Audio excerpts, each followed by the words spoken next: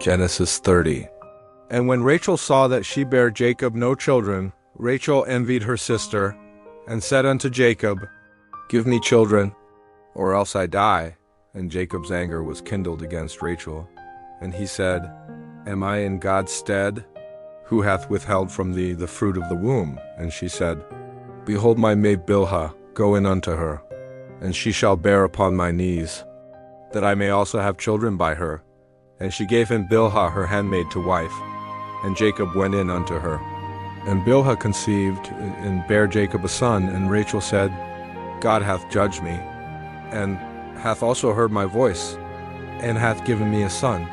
Therefore called she his name Dan. And Bilhah Rachel's maid conceived again, and bare Jacob a second son.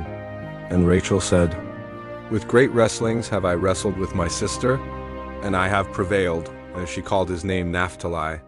When Leah saw that she had left bearing, she took Zilpah her maid, and gave her Jacob to wife.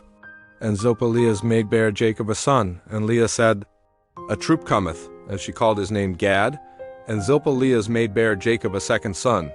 And Leah said, Happy am I, for the daughters will call me blessed. And she called his name Asher. And Reuben went in the days of wheat harvest, and found mandrakes in the field, and brought them unto his mother Leah. Then Rachel said to Leah, Give me, I pray thee, of thy son's mandrakes. And she said unto her, Is it a small matter that thou hast taken my husband? And wouldest thou take away my son's mandrakes also? And Rachel said, Therefore he shall lie with thee tonight, for thy son's mandrakes.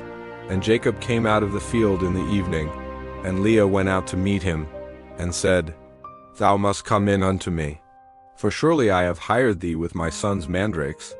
And he lay with her that night. And God hearkened unto Leah, and she conceived, and bare Jacob the fifth son. And Leah said, God hath given me my hire, because I have given my maiden to my husband. And she called his name Issachar.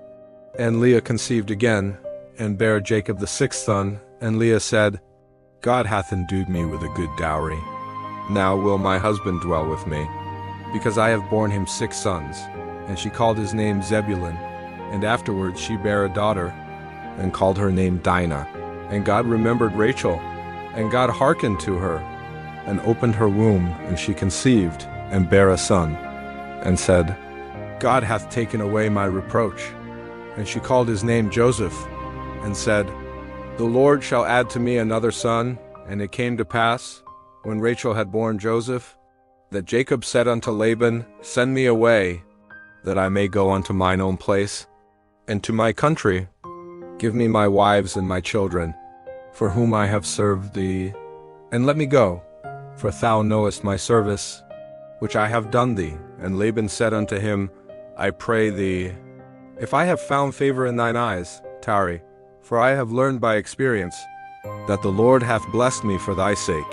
And he said, Appoint me thy wages, and I will give it. And he said unto him, Thou knowest how I have served thee, and how thy cattle was with me, for it was little which thou hadst before I came, and it is now increased unto a multitude. And the Lord hath blessed thee since my coming. And now when shall I provide for mine own house also? And he said, What shall I give thee? And Jacob said, Thou shalt not give me anything. If thou wilt do this thing for me, I will again feed and keep thy flock. I will pass through all thy flock today, removing from thence all the speckled and spotted cattle, and all the brown cattle among the sheep, and the spotted and speckled among the goats. And of such shall be my hire. So shall my righteousness answer for me, in time to come, when it shall come for my hire before thy face. And Laban said, Behold, I would it might be according to thy word.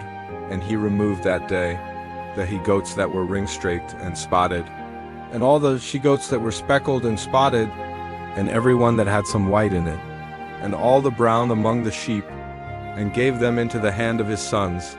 And he set 3 days' journey betwixt himself and Jacob. And Jacob fed the rest of Laban's flocks. And Jacob took him rods of green poplar, and of the hazel and chestnut tree, and pilled white strakes in them, and made the white appear which was in the rods.